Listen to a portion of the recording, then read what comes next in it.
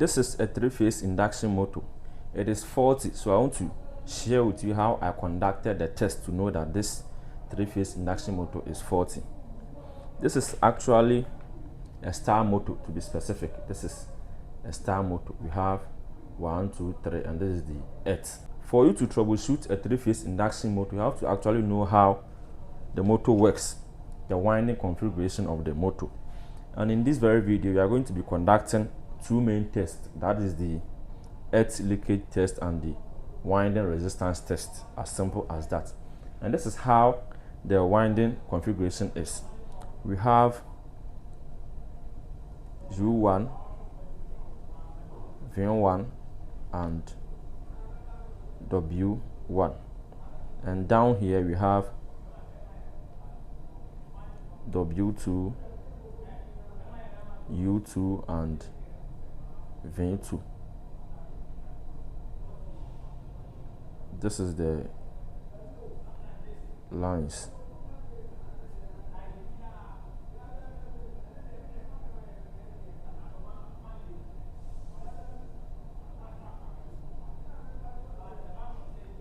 This is actually the windings. How to make it something like this. Okay. This is the windings.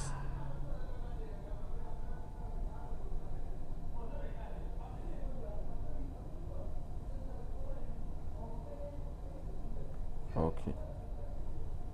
And finally this side.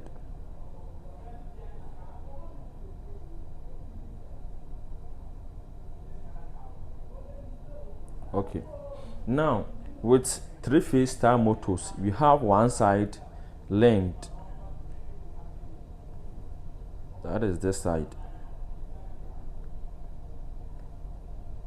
And we have our line 1 connected to this side, line 2, and finally the line 3.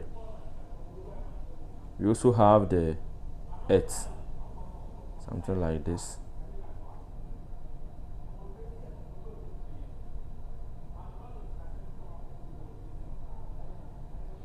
This is the 8, making 4 wires. This is line 1, line 2, line 3, and clearly you can also see it here. Line 1, line 2, line 3, and this is the 8, or the ground, making 4 wires. These cables you see here is the supply, line 1, line 2, line 3, and this link you are seeing here is inside the motor. So technically it is something like this. Line 1, line 2, this is line 3, line 1, line 2, line 3. This is how the winding has been linked in the motor. This is a star motor. Okay, this is star, and this is the metal case of the motor that the earth has been connected to. So you have to understand how a star motor is or a delta motor is before you conduct whatever test that you want to conduct. So with this, I conducted only 2 tests. That is the earth leakage test and winding resistance test. The protective device that was connected to motor tripped, and I conducted these 2 tests, and I found out that it is the motor that is faulty. So it was actually a troubleshooting. Now, as you know how the winding is connected in the motor, it is going to help us or guide us to conduct the test. So what we will do first is to conduct the earth leakage test. This is the metal case of the motor that has been earthed at this side. So with the earth leakage test, what we are going to do is to check the lines. We check this with this, this with this, this with this. That is the earth leakage test. With the earth leakage test, we are going to check the resistance between the earth and this coil, the earth and this coil, the earth and this coil. This wires you see here, the supply, it has been coiled in the motor. So what we will do is to tune our multimeter to resistance to conduct the earth leakage test. Okay.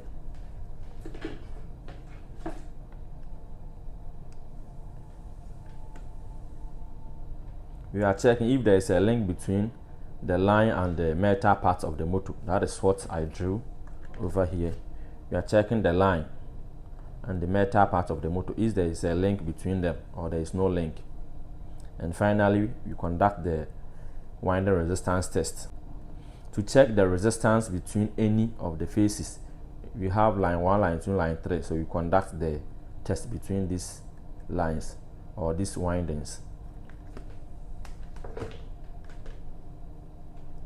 So with the earth leakage test, what I will do is to set it something like this, and we check this. We are having OL. This is open loop, so meaning there is no link between the earth and the metal part of the motor. That is what we are having on the meter, OL, or that is what the meter is telling us. There is no link between the earth and the line. This is line 1. We are checking the black wire too.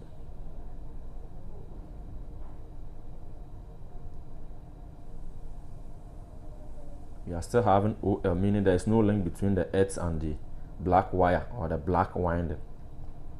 And finally, the brown wire you see here.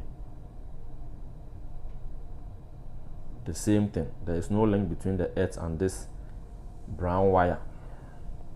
So we have passed the earth leakage test. There is no link between the metal part and the winding. That is what the earth leakage test is telling us. There is no link between the winding and the earth, and that is a good thing. Okay, we will move on to the winding resistance test. You have to check if by any means the winding resistance between these two lines has either increased or decreased. That is what you are going to base on to tell whether the motor is faulty or it is not faulty. You have to check the winding between these two lines. After that, you do it this way or even this and that. That is what you are about to do. So what I'll first of all do is to insert it something like this. Okay, and this one too at this side. We are having 10.9 ohms. Don't forget that resistance is in ohms. You're having 10.8 ohms. And with the winding resistance test, the ohmic values that you will get, it must be in phase.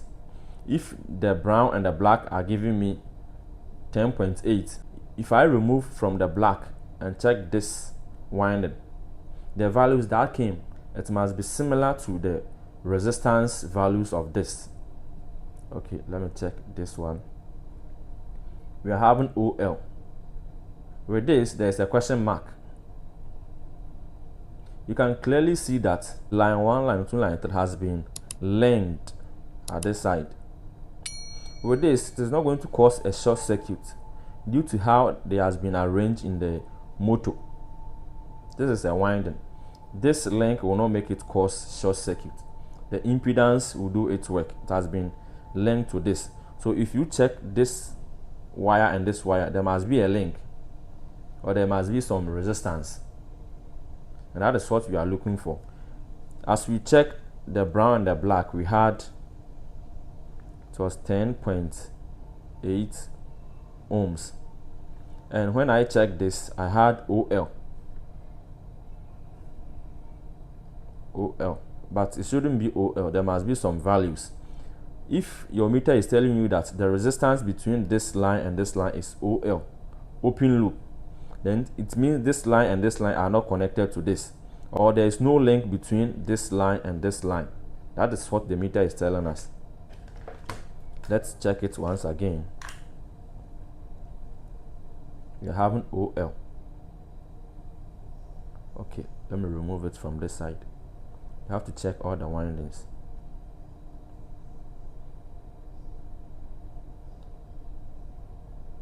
Okay, this side to OL. Now, the brown and the black, we are okay, 10.9, meaning these two lines or these two windings are in good condition.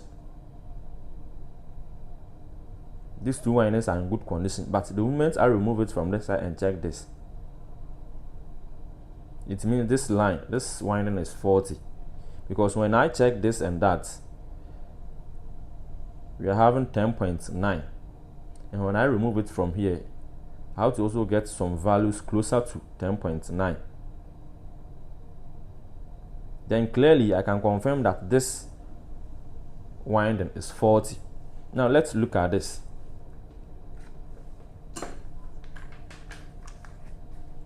Let me turn it.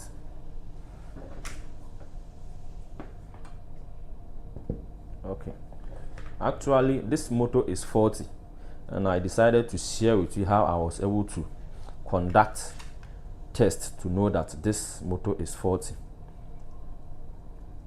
I opened it. This line has been connected to this.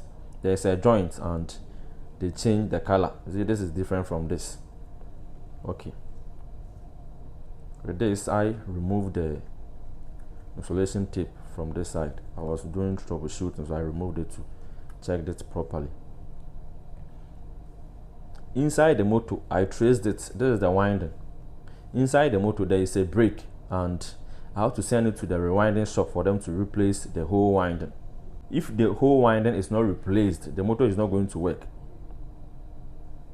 There is a break in this line. This one links to this, and you can actually confirm it. Okay, let me tune it to, okay, I have it at the resistance section. Let me select the BP. Okay, connect it to this.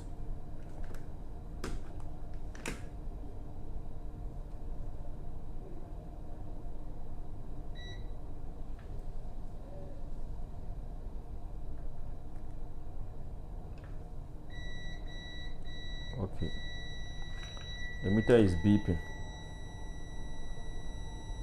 meaning this wire is connected to this, and inside the motor there is a break, and that is the reason why when we check the resistance test between this and any of the other lines, there is no resistance values. So guys, that is all about the troubleshooting. So with these two tests that I conducted, I've been able to know that the motor is faulty. So it is this that the fault is coming from. The earth leakage test is perfect. The winding resistance test, that is where the fault is coming from. So clearly you know how to troubleshoot 3-phase induction motors. If you find this video helpful, consider subscribing to this channel and make sure to turn on the notification bell so that anytime I drop a video, YouTube is going to notify you that Mr. Electric DIY has posted a new video. Thank you for watching this video and see you in my next video.